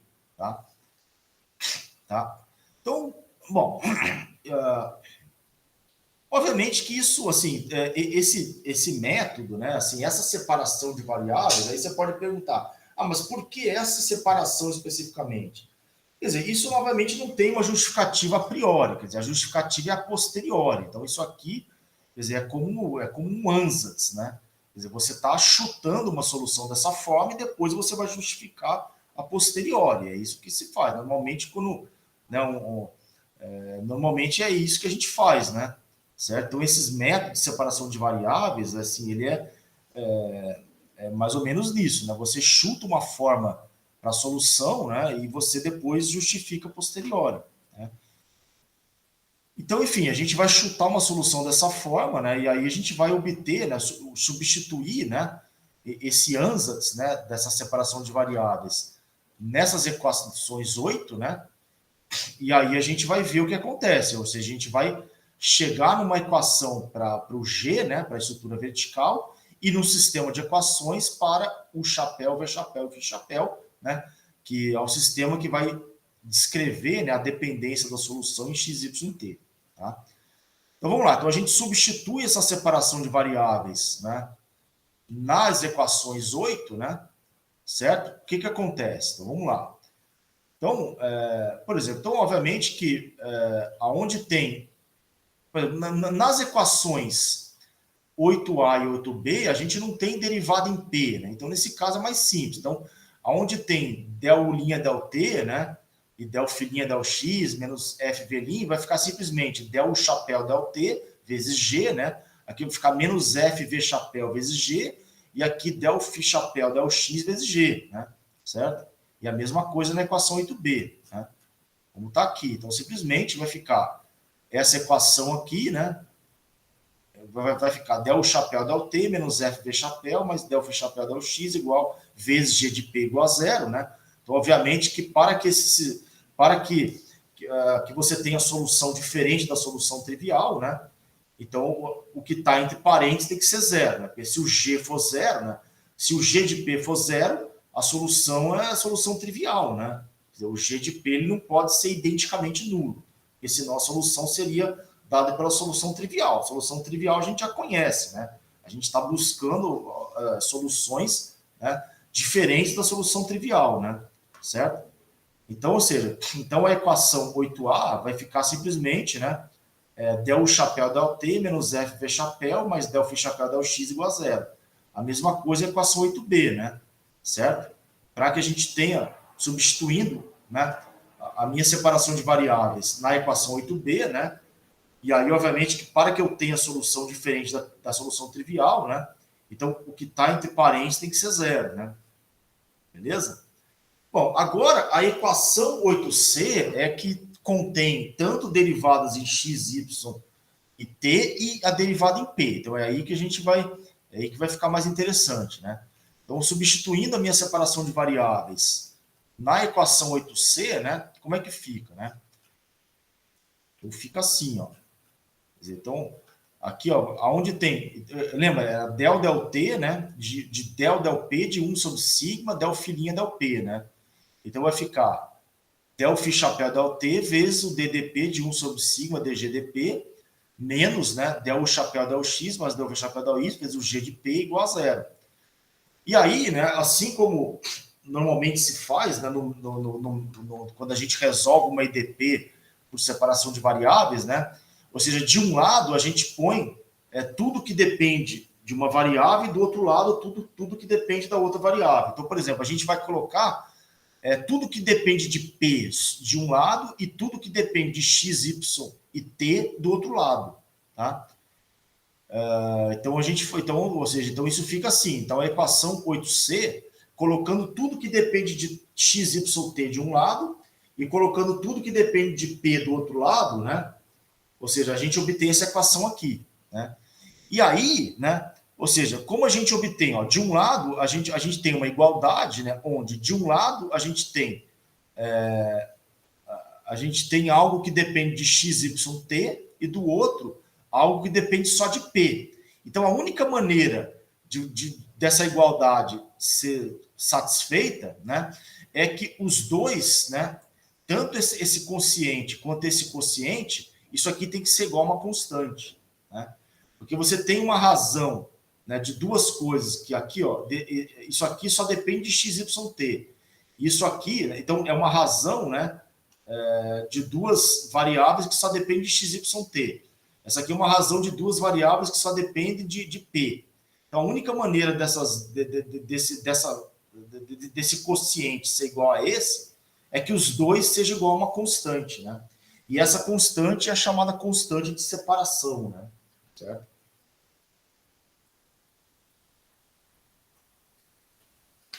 Bom, isso, assim, isso é bem... Quer dizer, né, isso aqui é bem...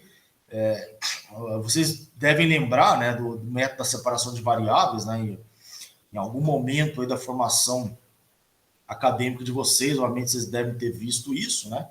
Então, isso aqui é bem, assim, ou seja, bem, bem típico, né? Ou seja, do método da separação de variáveis. Ou seja, você coloca tudo que depende. Aqui a gente separou x, y e t da dependência em p. Então, tudo que depende de x, y e t você põe de um lado, tudo que depende de p do outro, né? Então, para que os dois lados sejam iguais, a única maneira é que eles sejam iguais a uma constante, né? Então, aqui o meu gama é a chamada constante de separação, né? Certo? Então, a partir disso, eu vou obter, ó. Então, ou seja, igualando esse quociente, que só depende de P, a constante, eu vou obter a minha equação da estrutura vertical, né? Ou seja, a equação da estrutura vertical eu obtenho, ó, se eu multiplicar isso aqui por gama, eu vou ter isso aqui vezes gama igual a g de p. Então, isso aqui é a minha equação da estrutura vertical, né? E ao igualar esse quociente, né, ao gama, eu obtenho, juntamente com as equações, né, para U chapéu e V chapéu, eu obtenho a equação da estrutura horizontal, né? Tá? Então, aqui, então veja, então dessa condição aqui, né, então essa igualdade, a igualdade desse primeiro quociente aqui com gama, eu obtenho essa terceira equação aqui, né? Combinada com as outras duas que eu já tinha obtido, né, para o U chapéu, para o V chapéu, eu tenho um sistema de 3 equações a 3 incógnitas que vai descrever exatamente a dependência em x, y, t da solução, né, dos modos normais.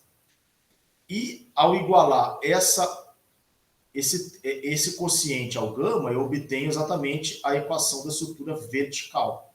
Tá?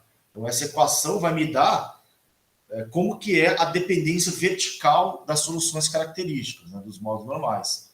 Enquanto que esse sistema vai me mostrar como que é a dependência x, y e t das soluções características, ou seja, dos modos normais. Tá? Beleza? Bom, e obviamente que essas duas, a constante de separação gama, ela é, vamos dizer assim, a conexão entre a equação, entre o sistema de equações que governa a dependência em x, y e t da solução, né? E a equação da estrutura vertical da solução, né? Então, a equação da estrutura vertical e a equação que governa a estrutura horizontal e a dependência temporal, elas estão conectadas pelo gama, né? Pela constante de separação, tá? E essa constante de separação, ela vai ser determinada, como a gente vai ver na próxima aula, né? Nessa aula aqui a gente já está chegando ao fim, né? Então a gente vai continuar, obviamente, na próxima aula. Mas esse gama, a gente vai obter, ele vai ser obtido a partir dos autovalores da equação da estrutura vertical, tá? Então, para a gente fechar a aula de hoje, então, a gente tem a equação da estrutura vertical, mas para resolver essa equação, a gente tem que ter o quê, pessoal? A gente tem que ter as condições de fronteira, né? Certo? Então, a gente tem que resolver essa equação aqui, mas para resolver essa equação da estrutura vertical, a gente tem que ter as condições de fronteira, ou seja, a gente tem que conhecer, né, o G nas fronteiras do domínio vertical, certo? Bom, aí quais são as condições de fronteira, tá? Então, as condições de fronteira a gente vai determinar da seguinte maneira, né? Então, a gente vai analisar a equação da termodinâmica, a gente vai voltar lá atrás aqui, ó, pessoal, né? Vamos voltar na equação da termodinâmica em termos da espessura diferencial, né? Então, vamos voltar nessa equação 6 aqui, ó, tá? Que é aquele passo intermediário, que é a equação da termodinâmica em torno da espessura diferencial, em termos da espessura diferencial. Só que, lógico, a gente vai considerar, no caso, Q ponto igual a zero, né? Que a gente está assumindo Q ponto igual a zero, ou seja, a gente está resolvendo as equações homogêneas, né? Ou seja, a gente está buscando os modos normais. Então, o Q ponto a gente está assumindo zero. Então, a gente vai considerar essa equação 6 para o Q ponto igual a zero, tá? E essa equação aqui. Aí eu vou voltar aqui, né? Onde eu estava, né? Olha, por que está assim aqui? Tá. Então, eu vou voltar aqui, né? Então, aqui, ó. Então, a equação da termodinâmica 6 para Q ponto igual a zero, ela é escrita dessa forma. Aí, eu vou aplicar essa equação nas fronteiras do domínio, né? Bom, então, assim, que condições de fronteira que eu vou utilizar? Quais são as condições de fronteira verticais? Bom, normalmente, né, no modelo atmosférico, né, a gente considera as condições de fronteira, né, são dadas em termos do movimento vertical na superfície e num dado topo da atmosfera, tá?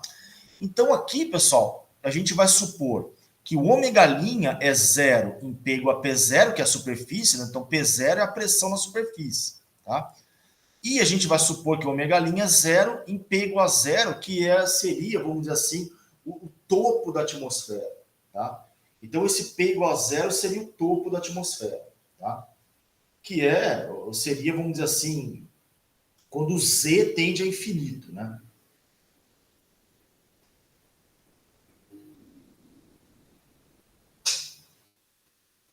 Então, a gente vai considerar essas duas condições de fronteira aqui, ômega' igual a zero em P igual a P0 e ômega' igual a zero em P igual a zero.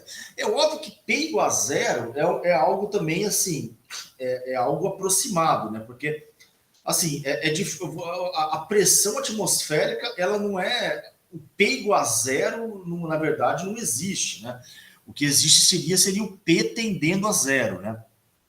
Certo? P igual a zero, a pressão, quer dizer, você não vai achar um nível de uma altura onde a pressão é exatamente zero.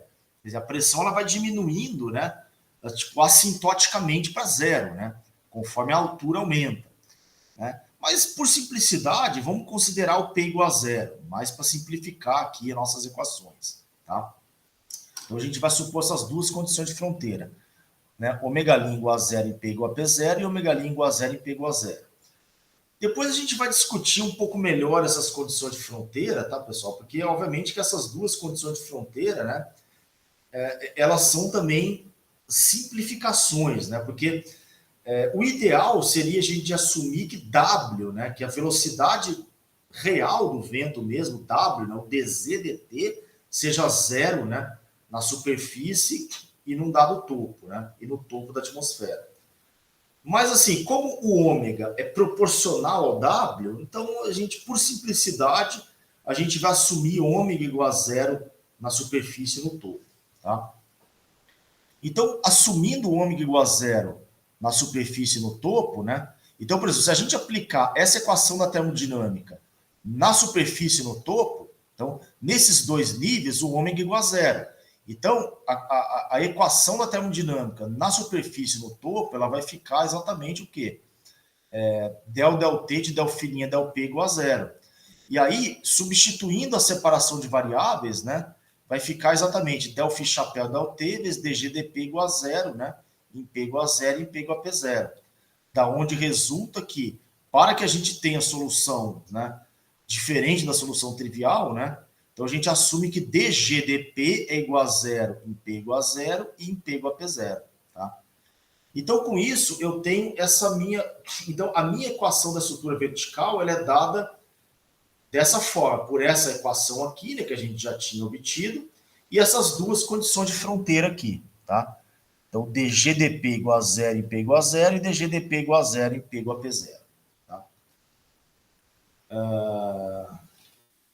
Bom, pessoal, então acho que por hoje vamos ficar por aqui, né? Tá? Então, a gente vai discutir... Então, na próxima aula, a gente vai discutir detalhadamente a solução dessa equação aqui, né? Quer dizer, esse problema é um chamado problema de valor de fronteira, né? Quer dizer, essa equação da estrutura vertical, com essas condições de fronteira, constitui o que a gente chama de um problema de valor de fronteira ou, né, um problema de Sturm-Liouville, né? Bom, vocês devem lembrar aí, né, em algum momento aí, no curso de física matemática ou algo parecido, né? Quer dizer, que um problema de Sturm-Liouville, ele tem algumas propriedades interessantes, né? Então, basicamente, só para simplificar, né, na aula que vem a gente vai falar mais detalhadamente, né? Mas esse problema, ele não é unicamente determinado, né? Quer dizer, ele possui infinitas soluções, né? Então, na verdade, ele vai possuir, para cada valor de gama, né, ele vai ter uma solução característica associada, né? Então, ou seja, esse problema de Sturm-Liouville é um problema, no fundo, de alto valor, né, e alto vetor, ou alto função, né? Certo? Então, para cada alto valor, eu tenho uma alto função, né, associada, né? E esses autovalores, né, ou seja, todo o problema de Sturm-Liouville, né, os autovalores, eles satisfazem algumas propriedades, né? Quer dizer, então, por exemplo, eles formam uma sequência crescente, né? E eles formam uma sequência enumerável, né? E crescente, né? Certo? E, mais ainda, uma propriedade interessante é que as autofunções, né? As soluções características correspondentes a dois autovalores distintos, né? Elas são ortogonais, né? Certo? Então, ou seja, essas autofunções, né? Do problema de Sturm-Liouville, né? Elas constituem uma base de Hilbert, né? Ou seja, um conjunto ortogonal e completo, né? De tal maneira que qualquer função de quadrado integrável no domínio, né? Ou seja, entre 0 e P0, né? Pode ser escrita como uma série, né? Uma série de Fourier generalizada em termos dessas autofunções, né? Tá? Que é exatamente aquilo que a gente discutiu, né? No início da aula. Quer dizer, por que estudar os modos normais? Por que os modos normais eles têm uma importância que vão além daquela importância intrínseca de simplesmente você entender a dinâmica de um sistema dinâmico, né? Quer dizer, exatamente por causa dessa propriedade dos modos, né, de constituírem, né, uma base de Hilbert, né? De tal maneira que mesmo a solução do sistema, né, num regime mais geral, né, quer dizer, fora daquelas vizinhanças do estado básico em repouso, ela também pode ser escrita, né, ela também pode ser representada como uma série desses modos, né? Que é exatamente a essência aí do método espectral, né? Tá? Então, beleza, pessoal. Então, bom, Então, hoje a gente, bom, vamos terminar por aqui, né? A gente já viu bastante coisa aí. Então, a gente continua, então, na próxima aula, tá? Alguma dúvida?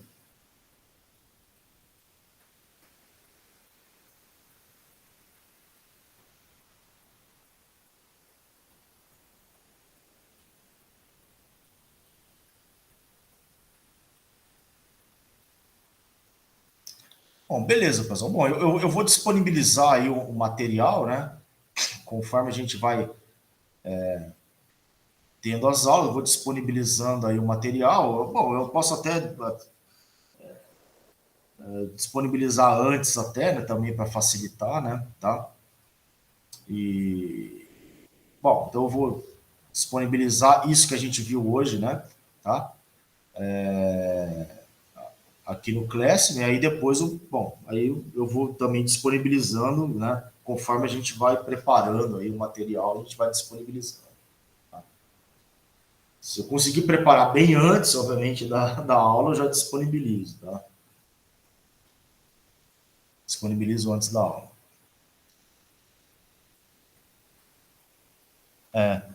Não, com certeza. Não, eu acho que é melhor disponibilizar antes mesmo, pessoal. Então, que dessa vez, enfim, foi meio corrido aí, né? Tá? Mas nas próximas aulas eu pretendo disponibilizar antes, tá?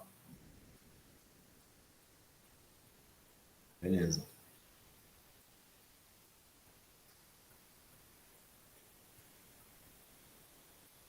Legal, pessoal. Então é isso. Então, nos vemos então na quarta-feira, né? Tá? Na quarta-feira às 14, né? Que é o horário, né? O outro horário semanal aí, né?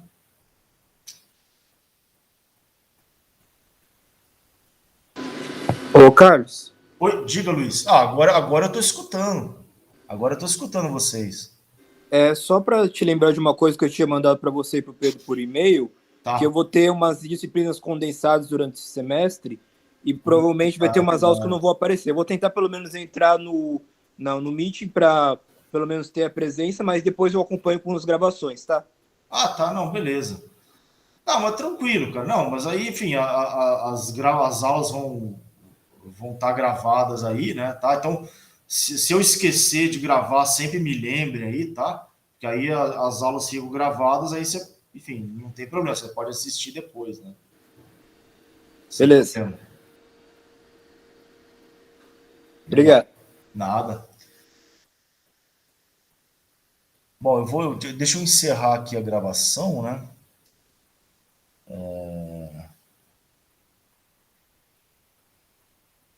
Peraí, deixa eu ver onde é que é agora aqui. Aqui, gerenciar a gravação, parar a gravação, tá? Então eu vou parar aqui.